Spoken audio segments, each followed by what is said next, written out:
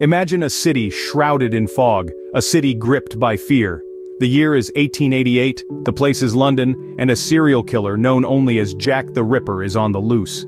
This mysterious figure lurks in the shadows, leaving behind a trail of 5 brutally murdered victims. Yet, despite the efforts of investigators, the identity of this merciless killer remains hidden in the foggy streets of London's East End. This is the story of Jack the Ripper, the infamous serial killer who terrorized the East End of London and whose identity remains a mystery to this day. To understand the story of Jack the Ripper, we must first take a journey back in time to the East End of London in the late 1880s. Imagine a city in the throes of the Industrial Revolution. The East End is a melting pot of cultures, a place where immigrants from all over the world have come seeking a better life. But the promise of opportunity is a distant dream for most. Instead, they find themselves in overcrowded slums, where poverty and disease are constant companions. The streets are a labyrinth of narrow alleyways and courtyards, filled with the hustle and bustle of everyday life. The air is heavy with the smell of sweat, smoke, and the ever-present stench of the Thames. In the midst of this urban sprawl, crime is rampant. Pickpockets, burglars, and con men ply their trade with impunity. The police, still in their infancy as a professional force, are ill-equipped to deal with the sheer volume of criminal activity. Forensic science as we understand it today is practically non-existent. Fingerprinting, DNA analysis, even the idea of a crime scene being preserved for evidence, are concepts that belong to the future. This is a world where the powerful exploit the weak and the vulnerable are left to fend for themselves. Women, in particular, bear the brunt of this harsh reality. Many turn to prostitution as a means of survival, braving the dangers of the streets night after night. They are easy prey for those who wish to harm them, their disappearances often going unnoticed in the chaos of the city. And it's in this world that the figure we now know as Jack the Ripper begins his reign of terror. 5 women, all prostitutes, are brutally murdered in the space of a few months. The nature of their injuries suggests a killer with a knowledge of human anatomy, a chilling detail that adds another layer of mystery to the case. In this backdrop of poverty and desperation, a predator found his hunting ground. Between August and November of 1888, 5 women were brutally murdered, their bodies mutilated in a manner that shocked the world. A series of chilling events unfolded in the heart of London's East End, forever leaving an indelible mark on the annals of crime history. The first of these victims was Mary Ann Nichols, found lifeless on Bucks Row on the morning of August 31st. Her throat was slashed twice, and her abdomen bore several incisions, a precursor to the gruesome signature of the Ripper. Less than a week later, on September 8th, the body of Annie Chapman was discovered in the backyard of a house on Hanbury Street. Like Nichols, Chapman's throat was cut, and her abdomen horrifically mutilated. Elizabeth Stride, victim number 3, met her end on September 30th in Dutfield's Yard, off Burner Street. Unlike the previous victims, Stride's injuries were limited to a single slash to the throat. This anomaly led some to question her inclusion in the canonical 5. Yet the proximity of her death to the 4th victim suggests a chilling connection. Catherine Eddowes, the 4th woman, was found the same night as Stride, but her body was discovered in Mitre Square. Her injuries were extensive, with her face and abdomen bearing the dreadful signature of the killer. The final victim, Mary Jane Kelly, was found in her room at Miller's Court on November 9th. Her murder was the most brutal of them all, with her body mutilated beyond recognition. In each case, the murderer demonstrated an alarming knowledge of human anatomy, skillfully cutting with a precision that suggested a degree of medical training. The locations of the murders, all within a mile of each other, painted a haunting picture of a predator at large in the very heart of London's East End. These 5 women, known as the canonical 5, are widely believed to be the victims of the same killer, Jack the Ripper. Their stories not only highlight the heinous acts of a notorious serial killer, but also shine a light on the harsh realities of life in London during the late 19th century. Despite the numerous investigations carried out, the identity of Jack the Ripper continues to elude us. Over the past 136 years, countless theories about the Ripper's identity have been proposed, each with its own basis and reasoning. One of the earliest theories pointed to a local butcher or surgeon due to the nature of the victim's injuries. It was believed that the perpetrator must possess a detailed knowledge of human anatomy. This led to suspects such as Montague John Druitt, a barrister who had medical knowledge and whose own death coincided with the end of the Ripper murders. Another theory proposed that the Ripper was a woman, dubbed Jill the Ripper.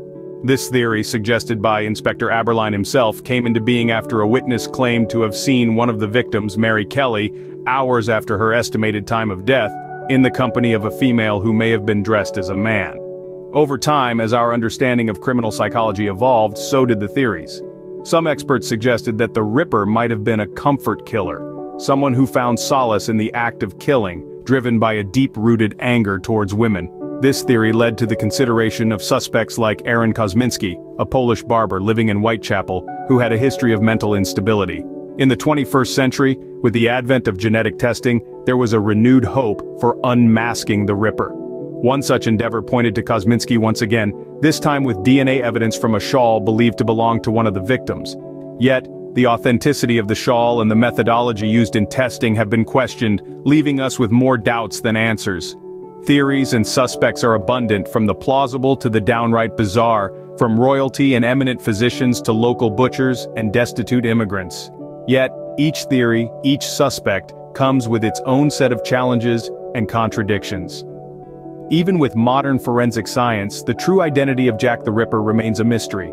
The story of Jack the Ripper has transcended the realm of history and entered the realm of popular culture. So potent was the terror he struck in the heart of Victorian London, it gave birth to an enduring fascination that has outlived the foggy streets of Whitechapel where the murders took place. At the time, the gruesome murders sparked a media frenzy. Newspapers were awash with lurid details, feeding the public's morbid curiosity and heightening the hysteria. The Ripper's taunting letters to the police, whether genuine or hoaxes, only added fuel to the fire. Coverage was not limited to the British Isles. The shockwaves of the Ripper's crimes reverberated across continents, making headlines as far away as Australia and the United States. This fascination was not fleeting. Over the years, the mystery surrounding the identity of Jack the Ripper has inspired countless works of fiction and non-fiction. A multitude of books have tried to dissect the crimes, propose new theories, and even claim to unmask the killer. The Ripper's tale has been told and retold in movies, TV shows, and plays, each offering a different perspective, a different interpretation of the enigma. Even today, tourists flock to the East End of London, drawn by the grim allure of the Ripper story. Guided tours take them through the narrow alleyways and darkened streets, retracing the steps of both the victims and their assailant. The legacy of the Ripper has become an integral part of London's dark tourism, a chilling reminder of the city's sinister past. Yet, there is a certain irony in this cultural fascination. The man who was the embodiment of fear and repulsion in his time has, over the years, become a symbol of intrigue and curiosity. This shift is a testament to the power of mystery, the allure of the unknown. It is a grim reminder of our human tendency to be drawn to the macabre, to find fascination in fear. The shadow of Jack the Ripper continues to loom large over the East End of London over a century later. His legacy is not just a tale of terror but a reflection of our fascination with the darker side of human nature. The Jack the Ripper case not only gripped the public's imagination, but also left an indelible mark on the field of forensic science and criminal investigations. The case was unique in its time, revealing the limitations of the era's investigative techniques and highlighting the need for advancements in forensic science. In the late 19th century, forensic science was in its infancy. The Ripper case presented a complex puzzle that the rudimentary investigative tools of the time struggled to solve. The use of autopsies to determine cause of death, the examination of crime scenes for clues, and the gathering of witness testimonies were the primary methods of investigation. Yet, these were insufficient to unmask the identity of the elusive killer. The failure to solve the Ripper case underscored the need for more reliable and scientific methods in crime investigations. This led to significant advancements in forensic science, including fingerprinting, blood analysis, and DNA profiling, which are now indispensable tools in modern criminal investigations.